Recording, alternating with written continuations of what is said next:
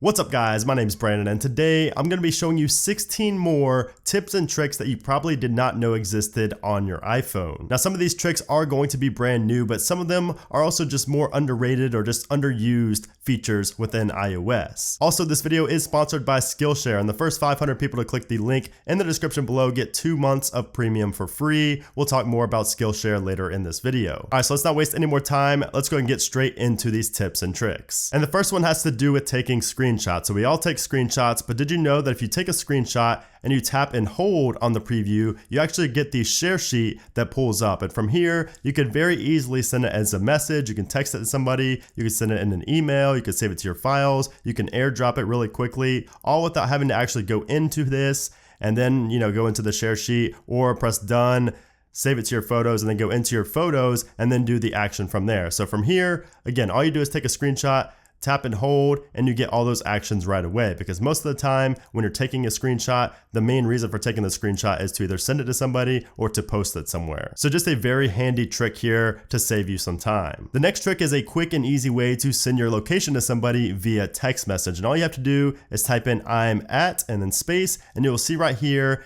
in the autocorrect section right here, it says current location. If you go ahead and click on that, it will automatically send your current location to that person. And obviously sending your location via text is going to be very useful for so many different scenarios, but you can see right here, just last weekend, somebody sent their current location right here because we parked at Universal Studios, a theme park, and we wanted to remember where we parked the car. So all we had to do is type in I'm at, and then just tap on current location right there, and it will automatically pin your current location so we can remember where we parked in the theme park. So that is a very handy and quick way to send your location to somebody via text. The next trick is in Apple Music. And in Apple Music, if you go to your library right here, if you can go to a playlist or anything, all you have to do is 3D touch on anything right here. So say we want to do Hate My Guts, by 3D touch on that, you'll see there's an option here called Create Station. If you go ahead and click on that, it will actually create a station of songs that are similar to the song you just 3D touched on and created a station for. And, obviously this is nothing new. You can do this in Spotify and things as well, but a lot of people don't know you can do this in Apple Music. And the thing about it that makes it so great is the stations are actually really, really good. Apple's algorithms for finding music that's very similar to the one that you 3D touched on and created the station for, the songs are actually really good. So I highly recommend, if you have Apple Music, to utilize this feature. The next trick is an easy way to see your forward and back history inside of Safari. So for instance, if we go on to ESPN right here, let's just click around a little bit. Let's just go on to multiple different things just so we have a little bit of history built up. Let's go and click right here as well. And now if you click on the back arrow, back and hold, you can see this is our history of the things we just clicked on. If we go back, and when the forward arrow is there, let's go back again. If you tap and hold on forward, you can see this is the history of within this tab of the history going forward. So this can be very handy in a lot of different scenarios, but especially if, I don't know if you guys have seen this, but if you get an ad and basically you can't go back, you'll just sit there and keep pressing on back, but it'll keep reloading that ad. If you tap and hold and go back to that page, that's how you can actually get out of that ad. Of course, it's really handy for just going back to pages you just were at as well. Now, speaking of Safari tips and tricks, the next one also occurs within Safari. So if we go into our tabs right here and go all the way up to the top, you'll notice that there's actually a search tabs option right here. And if you have a lot of tabs open all the time like I do, this can be really handy for finding a tab of, whatever website you're looking for inside of all of those different pages you have open. So let's just go ahead and search for something like, we'll just search Dillard's. So you can see I searched Dillard's, and there are 3 tabs that match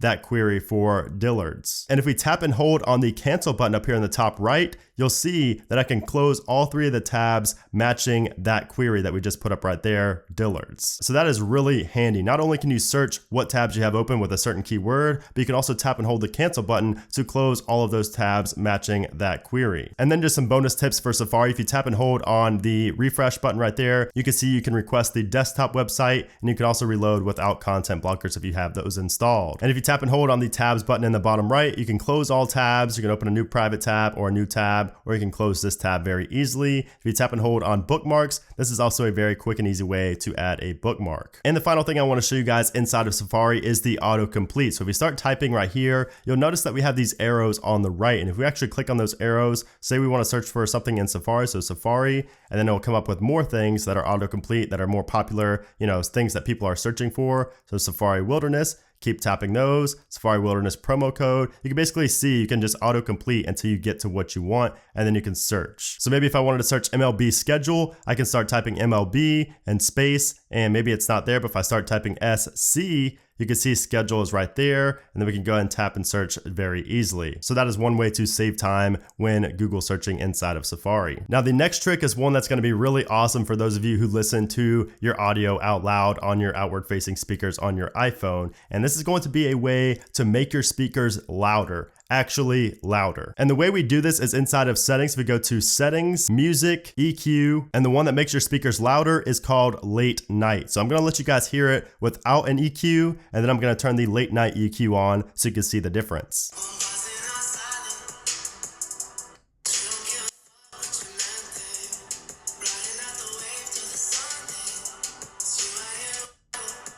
So hopefully you guys can hear that there is a difference in the audio as far as how loud it gets. It is definitely louder when you have the EQ set to late night right here. Now before we continue, let's take a minute to talk about today's sponsor, which is Skillshare. So Skillshare is an online learning community for anyone who wants to learn how to do something or just how to perfect what they already know. With more than 25,000 classes in iOS app development, web development, design, music production, and more, you are definitely bound to find classes that you will genuinely be interested in. And whether you just want to make some money by freelancing, if you want to prepare for a career, or even just to have the knowledge of how to do things, a premium membership is definitely the way to go if you want to master a skill. Premium is going to get you unlimited access to all classes on the site for less than $10 a month. That's like one meal from Chick-fil-A. People have always asked me how I learned to do certain things in my life, and I always say that I'm self-taught, which is partly true, but I also learn from sites like Skillshare. And this is especially true for a class I just recently finished up called iOS App Development for Complete and Utter Beginners. Surprisingly enough, and some people know this, but I never learned how to develop iOS apps. But after taking this course just recently, I have at least some clue about iOS app development. Now, of course, I'm not a pro yet. I won't have an app in the App Store or anything just yet, but there are other classes that I'll be taking that are more geared towards experienced developers. So I can say that now I'm at least somewhat of an experienced developer, so I can move on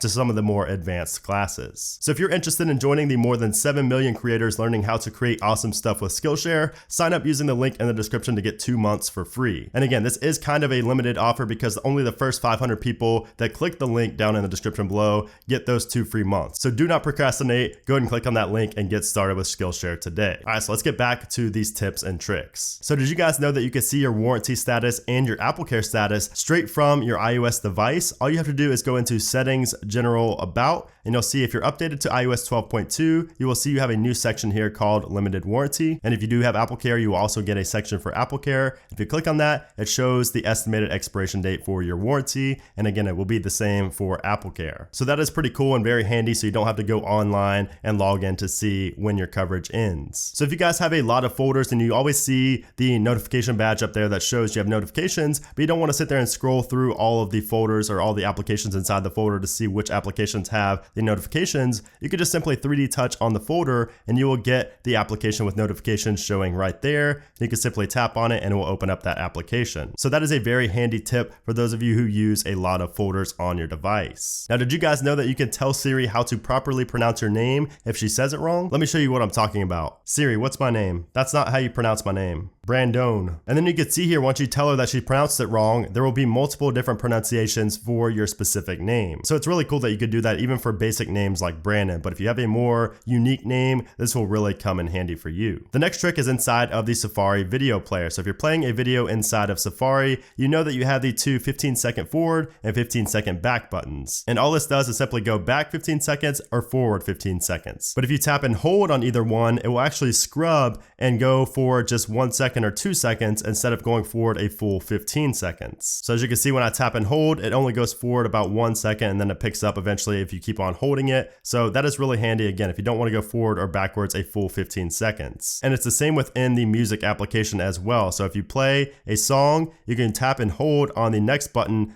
to fast forward or scrub through, just a few seconds. You can see it there, fast forwarding just a little bit. You could tap and hold on the forward and the backwards to just scrub very precisely. Now, if you're big on adding events to your calendar, you're gonna like this next trick here. So if you go and tap and add a new event, so you guys will know that if you're creating an event inside of Calendar, you're only gonna have the option to go every 5 minutes. So 5:05, 5:10, 5:15, and so on. But actually, if you double tap right here, you can see that it switches and it changes to every single minute now. So this is really handy if you wanna get a very precise time inside of your calendar event and you don't wanna just have to rely on every 5 minutes. But of course, if you double tap again, it will take you back to every 5 minutes. So you guys know that if you tap and hold on certain keys, it gives you like different ways, to type it out right there, like different languages and things like that. But did you know that if you go ahead to the 0 and tap and hold on the 0, that is a quick and easy way to get the degrees sign. And I don't know if you guys did this as well, but I would always have to go to Google and just copy the degrees sign when I wanted to post it on social media or something like that. I didn't know you could actually get to it straight from the keyboard. And of course, you could do it for the money sign as well. So if you wanted to get a different currency's money sign, you could do it by just tapping and holding on the money sign. If you tap and hold on the quotations right here, you can see you could get different quote marks, like different directions. You also get these right here. So pretty cool little tips there for the keyboard in iOS. Now, speaking of keyboard tricks, you guys know that you can tap and hold on the space bar to use that as a trackpad and basically go in between letters really easily and very precisely. And if you have a 3D Touch compatible device, you can go ahead and tap and hold anywhere on the keyboard to go ahead and activate the trackpad. But did you know on a 3D Touch device, if you tap and hold and then press in a little bit harder, it will actually select all of the text right there. So let me show you that again. So if I 3D touch, I can go in between, but if I put more pressure down with my thumb, right here, you can see that it selects all of the text. So that is a very quick and easy way to select text if you do have a 3D Touch compatible device. Now, speaking of 3D Touch, did you know that if you 3D Touch on the Find My iPhone application, it will actually show you the devices that you can quickly ping without having to go into the application and ping those devices. And you can see below it, it does say play a sound. I even have it for my AirPods 2 right there. And then all that's gonna happen when we click that is it's gonna play the pinging noise so we can try to find our device inside our house or wherever it's at. And the final tip is going to be very handy if you find yourself always lowering your brightness on your device to save battery. And this trick is going to allow you to lower the brightness to below 0, below the lowest that Apple allows you to reduce the brightness to. So I'm going to go ahead and lower my brightness all the way, and you can see right there, maybe you can, maybe you can't on the screen, but you can barely see the screen. And I'm going to turn it up while I set this setting real quick. So all you have to do is go into Settings, General, Accessibility, Display Accommodations, Reduce White Point, and then set Reduce White Point to 100%. And now if we lower our brightness, you can see I myself in person can really see nothing on the screen right now. It's below 0, below the minimum brightness allowed by Apple. So this can be really handy if you're trying to save battery and you want to get the lowest brightness possible. If you don't want to turn your device off or anything like that, this is the way to do it. Now let me try to figure out if I can even turn my brightness up. I can't even see anything on the screen. There we go. So you can see that's halfway. It is a little bit dangerous if you don't know where everything is on your device, but let me go ahead and turn that off. But that is a very nice way to save some battery if you really need it, if you're really in a pinch. So anyways, guys, there you have it. Those are 16 tips and tricks that you probably didn't know existed on your iPhone on iOS 12. Hope you guys enjoyed the video, and I hope you learned at least one new thing from this video. If you did, make sure to hit that thumbs up button. Also, make sure to check out Skillshare and you get a free 2 months. You really have nothing to lose. Go ahead and click that link down in the description below. Again, it is limited to the first 500 people. And of course, make sure you guys do subscribe so you don't miss the next time I make another tips and tricks video. This is just episode 2. I will be doing more in the future, so definitely make sure you are subscribed with that bell clicked to see those videos. But anyways, guys, thanks again for watching this video, and I'll see you soon.